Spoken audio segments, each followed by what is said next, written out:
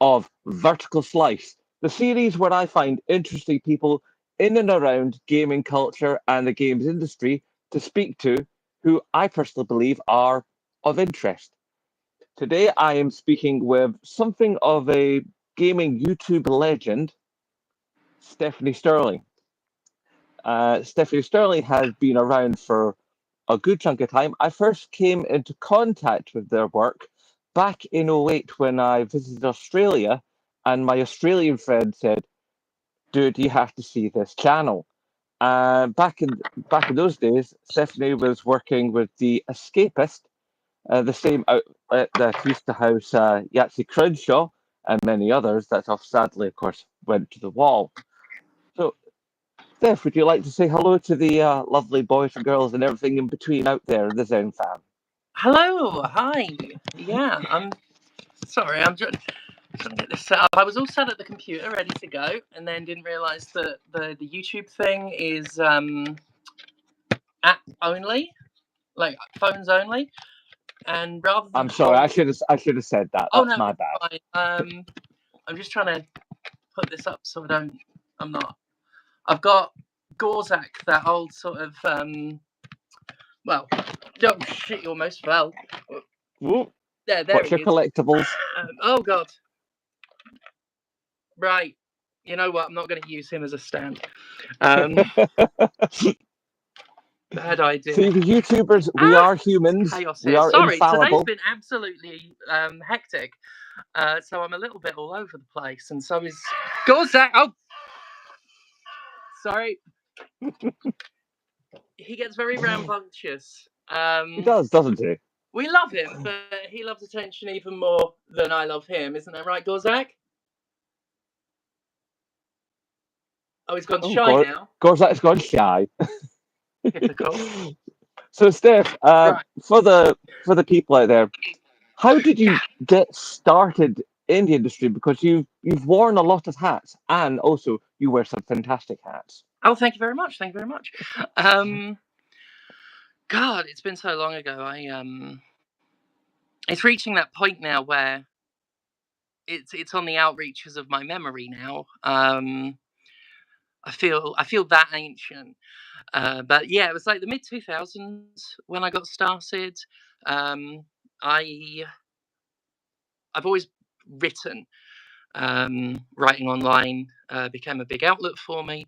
When I sort of got out of like higher education, I say higher education, slightly higher than secondary school education, um, and didn't know what to do with myself after I left. Um, I did performing arts and drama, so I had no prospects really. Didn't even get good grades in those, and yeah, just wasn't sure what to do.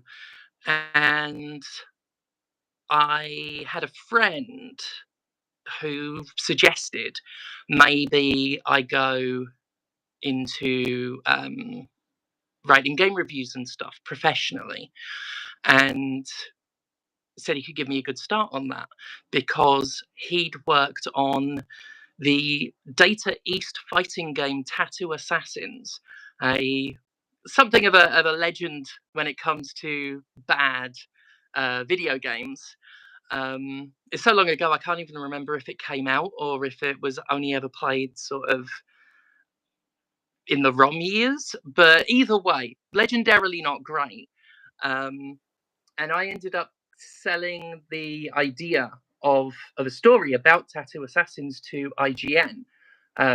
They had a subscription portal site thing called IGN Insider, Oh, I think I and recall such a thing. Yes. yeah, this would have been about maybe 2005, something like that, 2005, 2006. Um, so I sold them this idea and spoke to my friend, and he gave me the story really of the development of Tattoo Assassins. Um, Wrote all that up, sold that. That was nice. I think I got another freelance gig through them, and then I fell in with Destructoid after that, after Hmm. seeing them in a magazine. where they were talking about like it was, I forget which magazine, maybe Edge or Game, one of those sort of UK gaming mags, and they had a thing about making a career related to video games and video Funny, games. I can't imagine you writing for Edge because, as much as I Oh, find Edge to be a highly competent magazine, I also find them to be incredibly dry. I never wrote for Edge, but Edge had an article on like careers in games media, and Destructoid's name came up, um, and it mentioned they'd paid, and I thought, you know what, that's good enough for me to send an email telling them that I'm a big fan of their site and would love to write for them. It turns out that I was a really good fit for the site, like their sort of style of doing things was very much mine at the time. We really hit it off. I started writing little blog posts for them, and eventually became their reviews editor. And from there, eventually started doing the Gymquisition. And then when I left, I was still at Destructoid when I pitched the Gymquisition to the Escapist, and I was doing them both for a while. Then left Destructoid, did the reviews editor thing over at the Escapist, and then was there for a little bit before striking out solo. And now I'm here. Cool. Hi, Puppy Fox in the comments. Yeah, so you were obviously working away in the Escapist. Was that when you moved to America, or was that before you moved to America? I would have been in America by the time I worked for the Escapist. I moved to the States late 2008, and I can't remember when I started doing the show at the Escapist. I know I became their reviews editor in about 2012. I'd probably been on the site 1 or 2 years up after then. So about 2010, 2011 maybe. So yeah, I would have been in Mississippi at the time when I started working for the Escapist. So I have to ask, what took you from Blighty to one of the hottest, wettest states in America? I mean, it was the hottest, wettest state when I got there. Purely in terms of humidity, I'm talking, of course, and the subtropical temperatures. Bloody awful, by the way, absolutely awful. I could be describing anything there when it comes to Mississippi. I meant the weather in particular, but just in general, awful place. Some very good people. It's very easy to write off. People like to write off these sort of deep South states and the sort of heavy red states as, awful places that should be cut off from America and set adrift in the ocean. And what they fail to realize is there's a lot of people there who know it's bad and are suffering down there, and getting cut off and isolated is the last thing they need. That was one of the handful of good things moving there and spending time there. Was one of the good things I got from it, was that perspective. But to answer the question, it was, I normally tell people it was a diamond heist gone wrong. I had to lay low there for a while. I moved there to pursue a relationship. And that old chestnut, really. A story as old as time. Yeah. So that was that for a while. And then once that relationship had ended, I was in Mississippi for a year after that, and just thought to myself, why the heck am I still down here? There's nothing here for me. I'd gotten out of that relationship and was in that boat again of what do I do with myself? And I'd been doing the wrestling for a while. Before then, I started in Mississippi just doing the non-wrestling side of it. I've always been intrigued. How did you actually transition to wrestling from games media and still keep the games media stuff going? It's the two very, I wouldn't say diametrically opposed, but they're definitely not bedfellows? Yeah. Well, the funny thing is making them bedfellows is exactly how I got in. Ah, Um, yeah, it was. I always I enjoy this story just because it is genuinely fun. I did a video. It was an episode of the Gymquisition. I used a few seconds of WWE footage.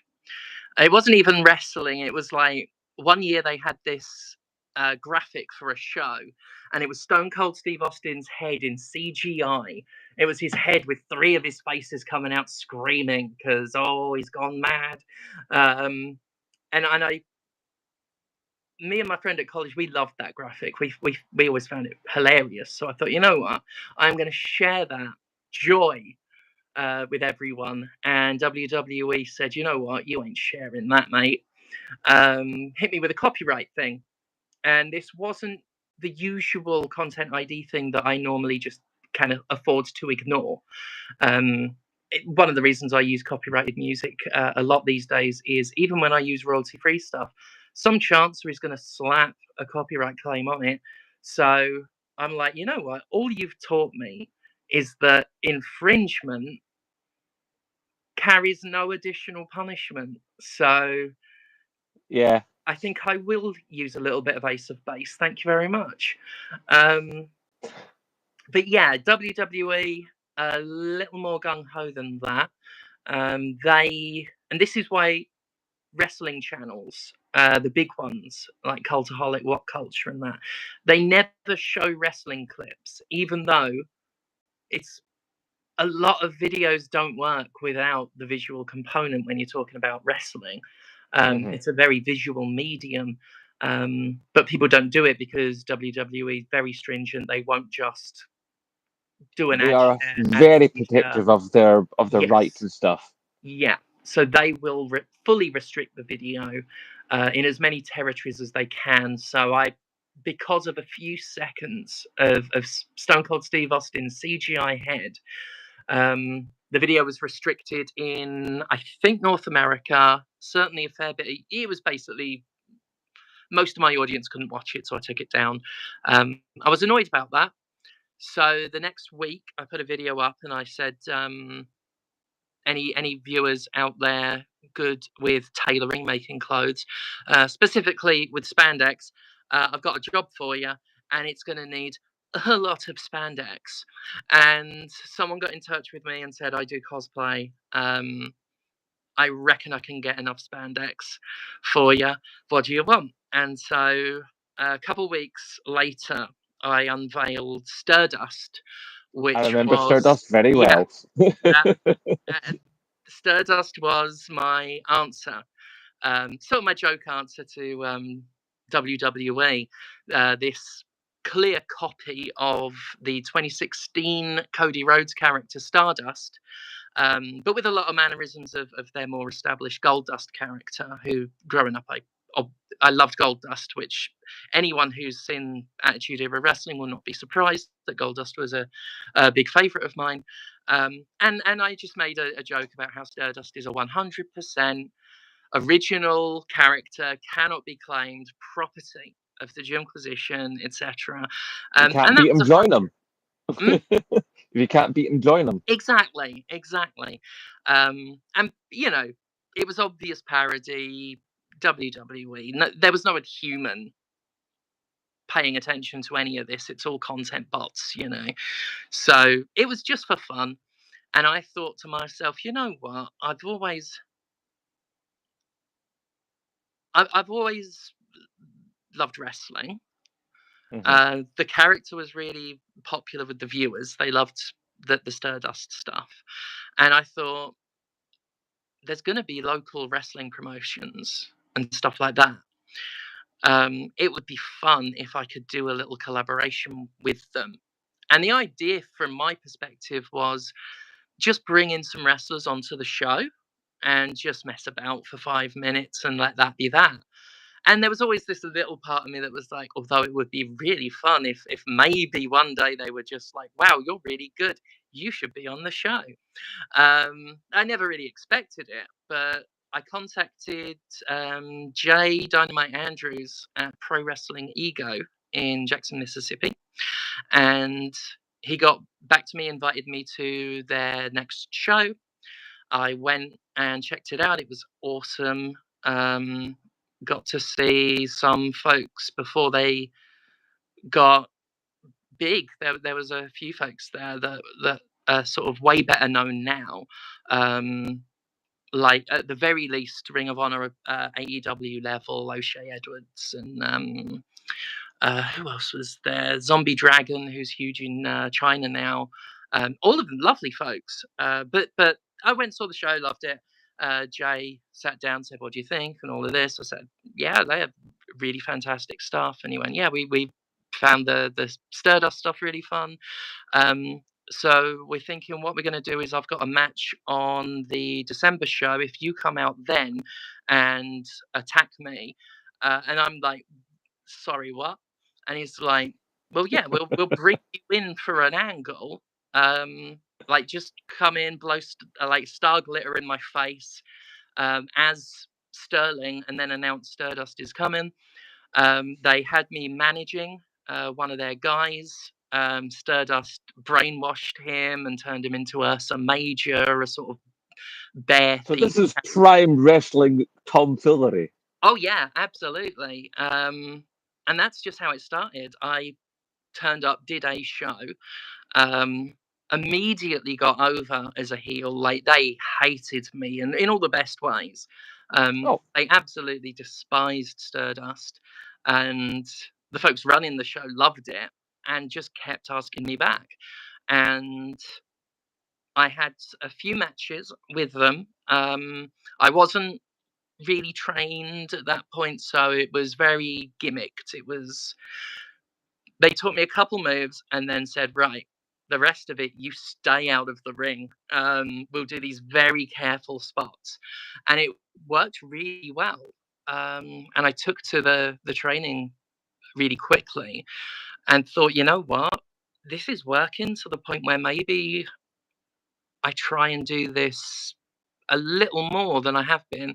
Drop the Stardust character because I didn't want to just do a parody wrestler if I was going to try and do it for reals.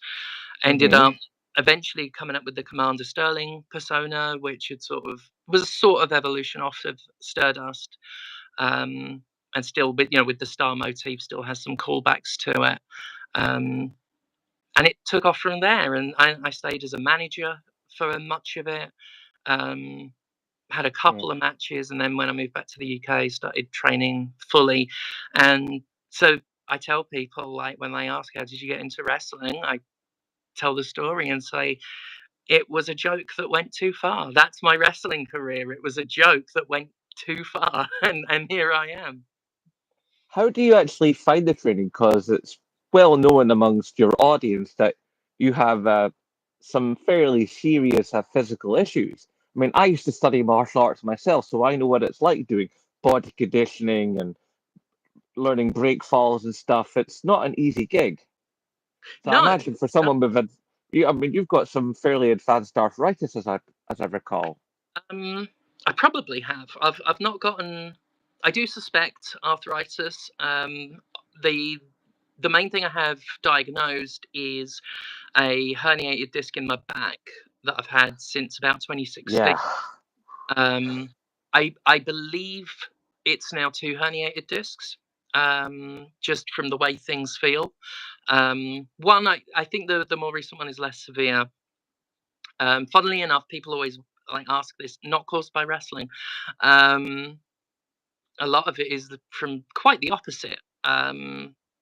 Like Oh, from hours at a table, sort of from editing yeah, footage and typing. from yeah, I've always had terrible posture. You know, um, I had some physio because I've also always had back problems since my early teens, I think.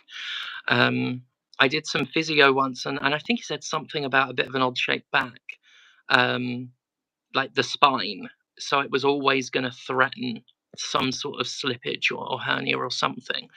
Um, so yeah, that eventually went before I ever did wrestling. I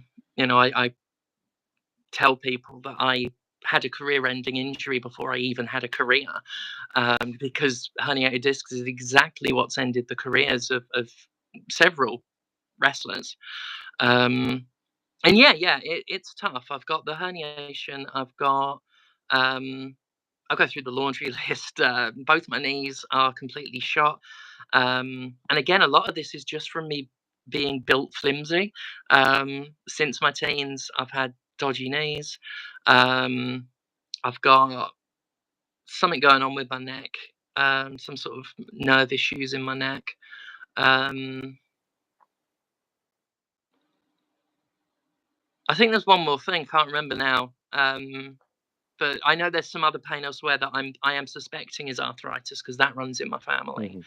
Well, if I may, I'd like to segue again to your recent time doing a lot more games, actual writing journalism, because you've gone back to that, and you've also done some stuff where you've actually written in some video games. I'd love to know how you've fallen back into the writing and fallen further still into the actual video game writing.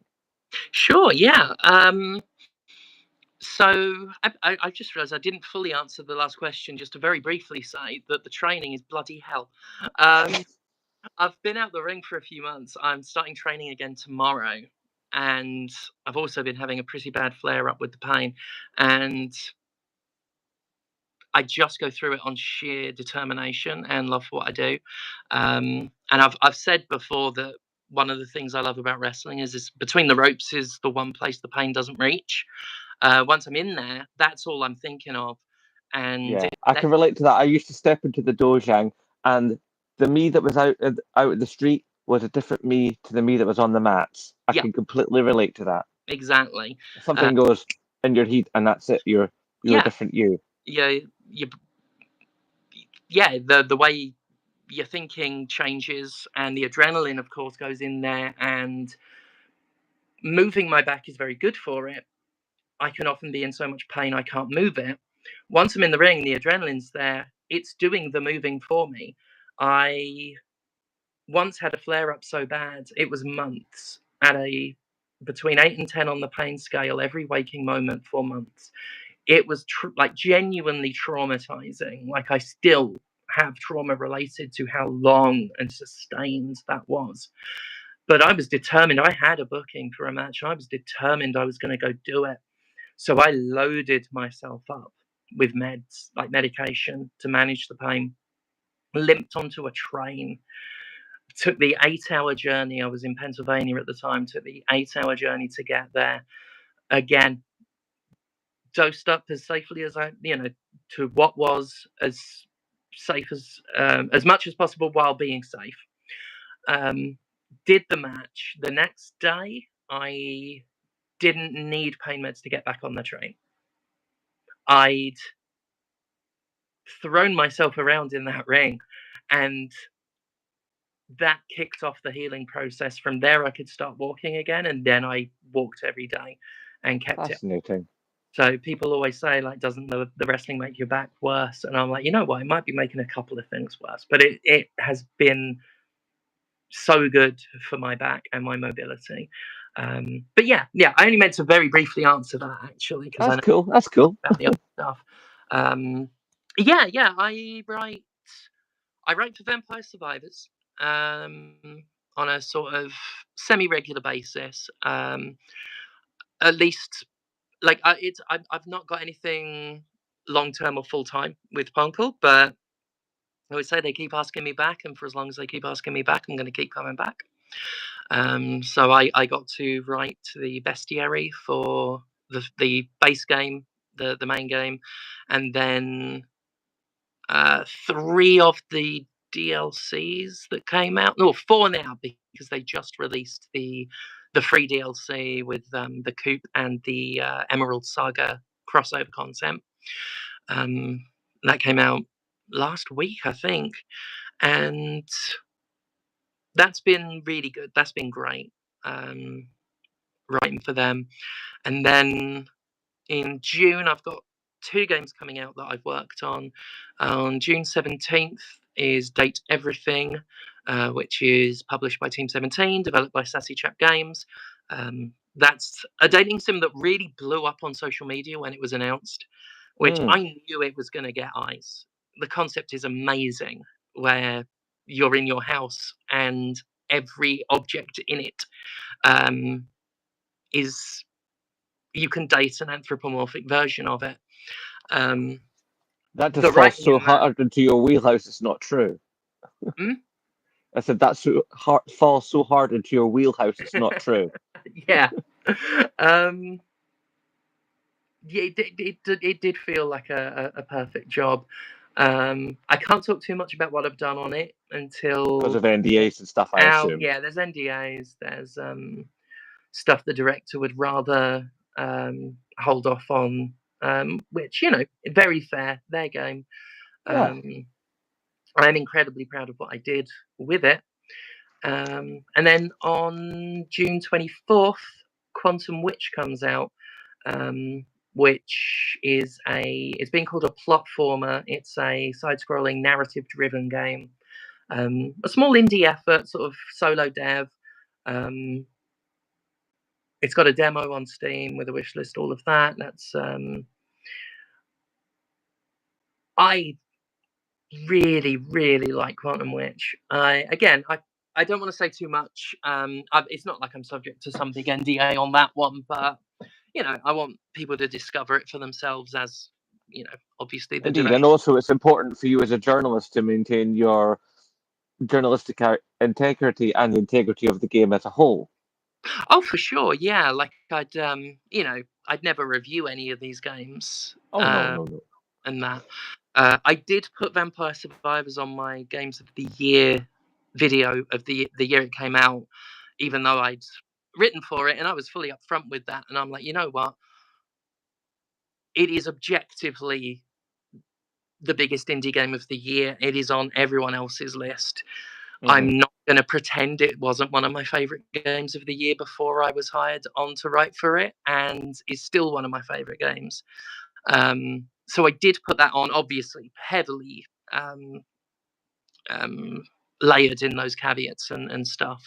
And I didn't have a problem with that, simply because no one's going to say, secretly you think Vampire Survivors is rubbish, you know? It's a terrible game and everyone knows it. Like, it was so critically acclaimed and so on everyone's list, and was so on my list before I'd even ever spoken to Luca at Poncle. I didn't have a problem, but I wouldn't do a scored review of it, because then that's where we get murky. That's where you come into a conflict of interest and so Yeah, on and so forth. absolutely. So yeah, I don't cover the games I work with, obviously, and this was true when I did voice acting as well. You know, there's a couple of games I voice acted on, never reviewed them, and you know, that works out just fine. But yeah, Quantum Witch, I heavily believe in that one. It's adorably written, has a very strong queer vibe to it.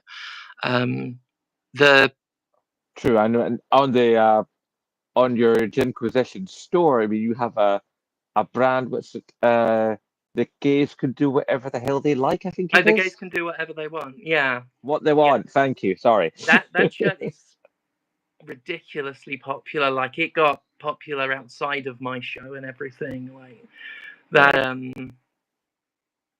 Yeah, I see that shirt. Like, people see it out and about a lot. Like, it's great. My husband designed that one, and it's just amazing. But yeah. Quantum Witch, very good. I can say more about my role on that one, because I won't shut up about it. I have written one of the game's chapters, sort of a fairly extensive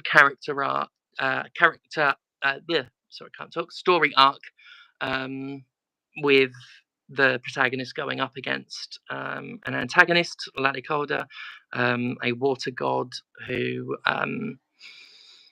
does a lot of stuff that is inspired by my time in Mississippi and my experiences with being a newcomer to an evangelical sort of borderline theocratic community, and also just various experiences with like abusive environments in my life.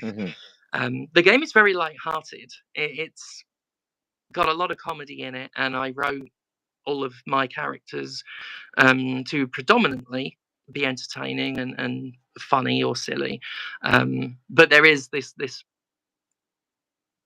dark streak running through the story, which I'm really proud of. And yeah, that was another one where, like with the other games, really in my wheelhouse. And I wasn't sure how in my wheelhouse I'd be with that one when I took the job. I was shown a trailer about a skeleton that can see through time, and I said, "You had me at skeleton." Like it was so wonderfully silly that I said, "I'll give it a go."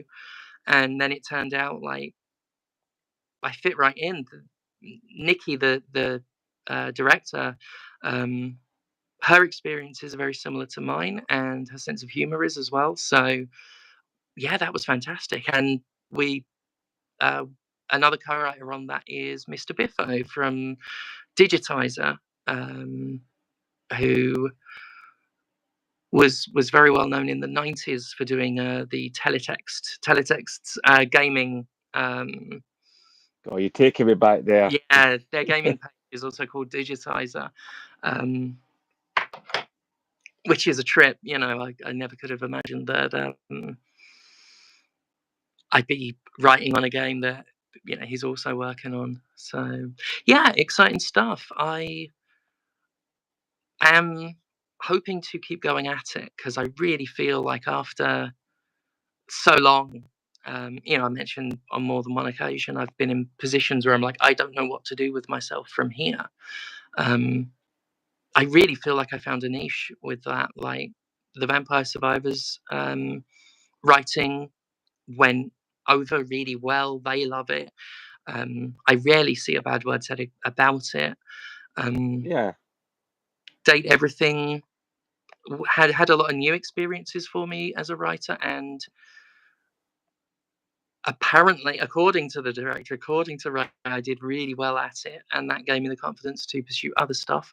I've got enough going on with it now that I think I'm always going to get some work, but I'm definitely looking for some more gigs, more variety of games, and I really want to try my hand at some less humor-oriented stuff, but we'll see. If I just do the work I'm doing now in perpetuity, that's already a massive win. More And than of course, anything that makes you less reliant on the fickle world of YouTube and its algorithm is a plus. yeah, that that has been freeing as well. Feeling like I can focus a lot on my writing and it says something that getting work as a writer in the game industry in 2025 feels more secure to me than being already established on YouTube. But that's where we're at. Yeah. I Um, think I've found over the years your YouTube trajectory to be most interesting. The fact that you used to be you were top tier for so long, and yet somehow, even though you have been dropped, by, I personally think, rather, how can I put this? Shall we say unfair means? You somehow have become not only, I personally believe, more successful, but I actually think in the last 2 or 3 years, and I've backed this up with videos I've actually made about you, and the Zen fam can go back and look at those, obviously. I actually think that you've reached a creative point where you're actually making stronger content in the last 2 to 3 years than you were when I first found you. yeah, yeah. I am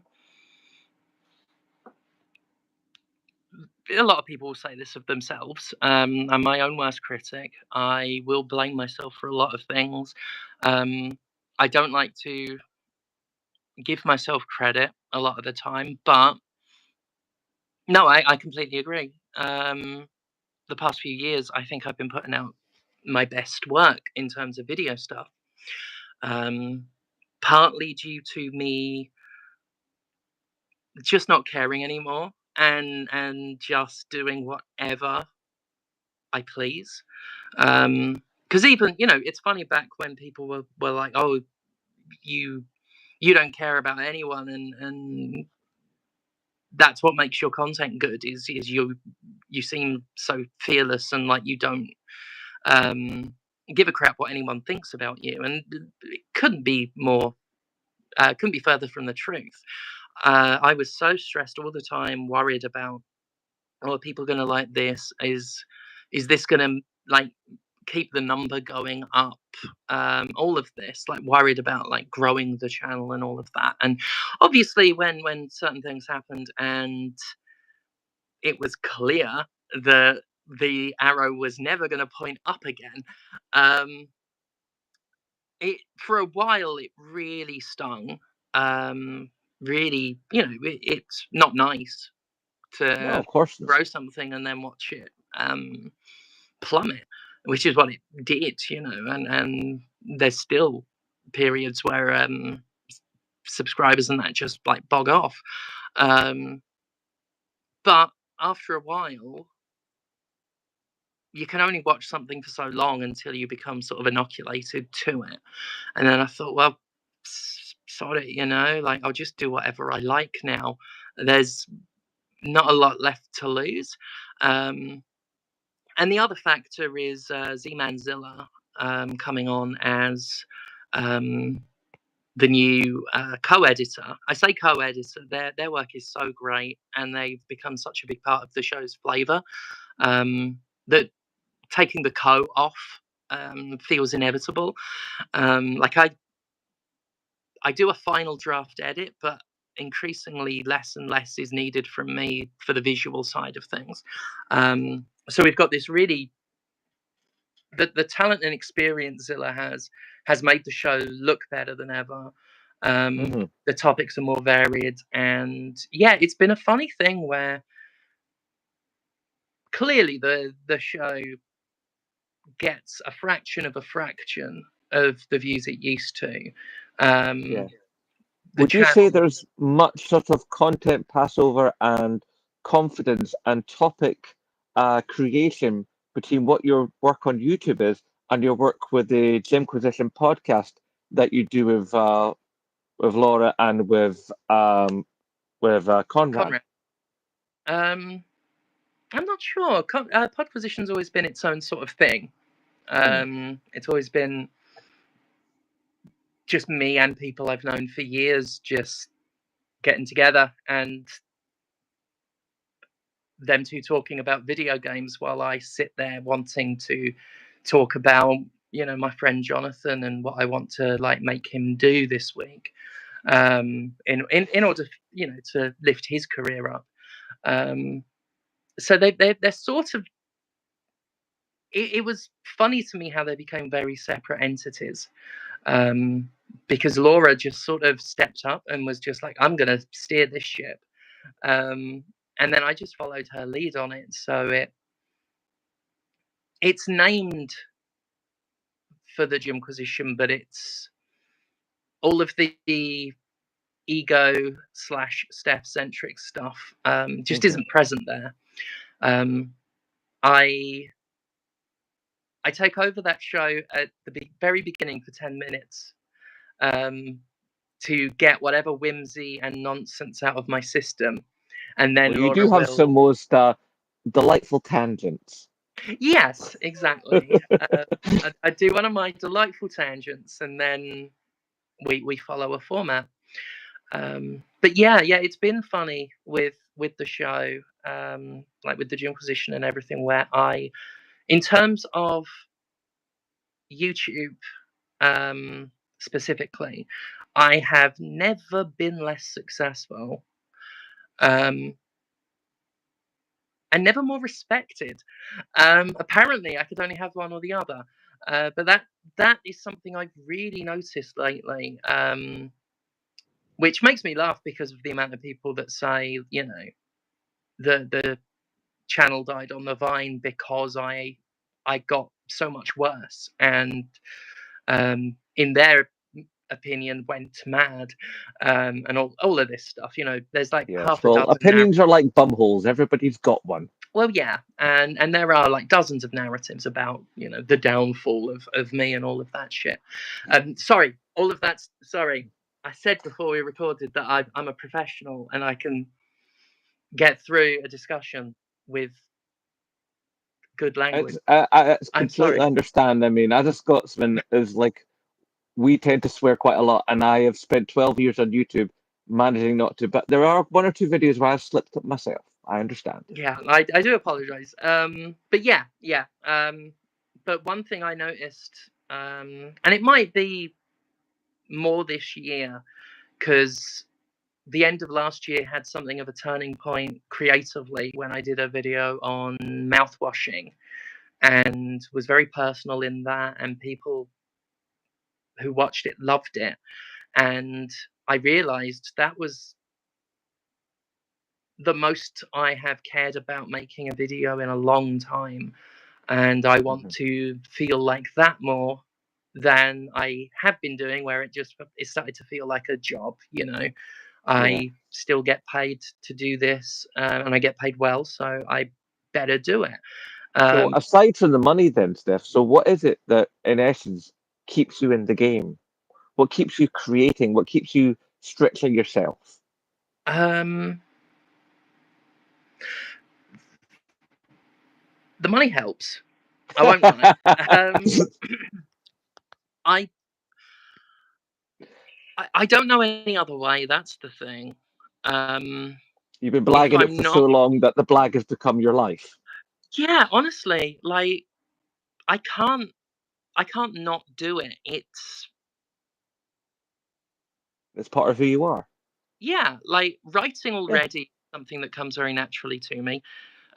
Making things, making like audiovisual things, is something that comes very natural to me. And when you combine that sort of natural need for an outlet with having done something for over 10 years, as I have with the Gymquisition, um, Hmm. I can do one of those shows without even thinking about it now, which sounds like a brag. But I will tell you that won't be one of the good videos if I don't think about it. But Hmm. you know, if it was Sunday night and it was like, right, it's Monday morning tomorrow, we need to, you know, do a Gymquisition, I could do something and it wouldn't be terrible. It wouldn't be great, but it wouldn't be terrible. Yeah. But that's it. I don't know any other life now. I have to write. I have to share things. I have to make things. Hmm. Um, and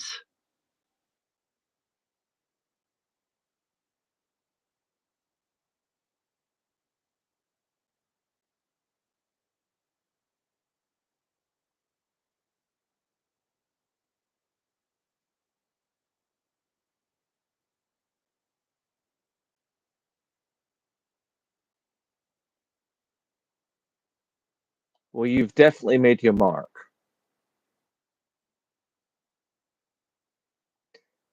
Uh, never happened. Indeed. Yeah. I know your time is short today, and we've somewhat exceeded the time limit that you said you had. Oh But I would yeah. like to ask you one vanity question, just for me personally. I know Mhm. you're a massive toy collector, especially toys from the 80s. Uh, I do have to ask though, what's wrong with Transformers, man? Mm? I don't get it. I love Transformers. I just, and I know that you are a creative person and stuff, and I always thought Transformers is the pinnacle of 80s toys. But I know you, I, but you said in a video a while ago that you just can't get down with them. I just, did I? what? Because Yeah. like that's my pride and joy. I don't know if Oh, I can get that off. is Um, that that's a Starscream? But is that a master level it's toy? a yeah, it's a Starscream statue that has been painted. so that it's like, you know, those Borderlands cosplayers that paint themselves Oh, up so they and look all. yeah, I can't think of the word I Yeah, want. Cell shaded. I don't know. Yeah, yeah, that's it. It's like an optical illusion. It's amazing.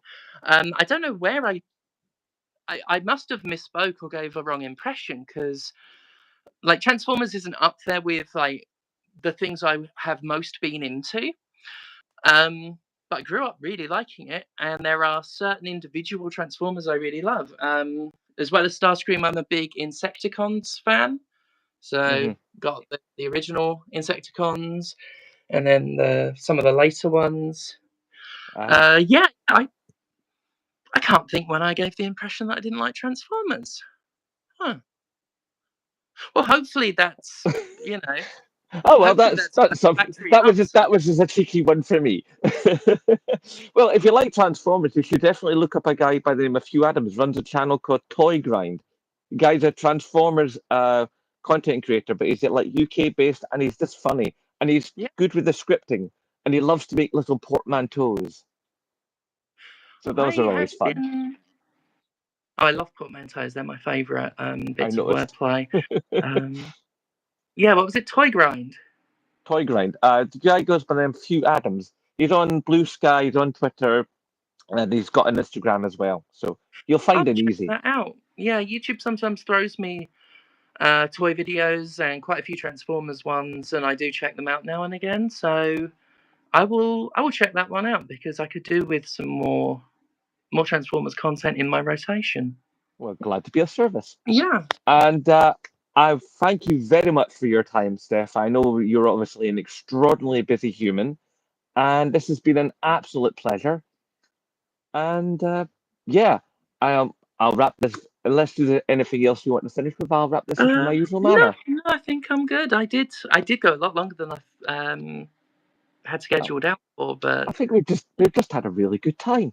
oh yeah, yeah. Oh, thank you Talk about thank you for myself. your time, I, and thank you for being you. And yeah, obviously, thank God for you. bless you. Okay, then, fam. This has been episode 3 of Vertical Slice.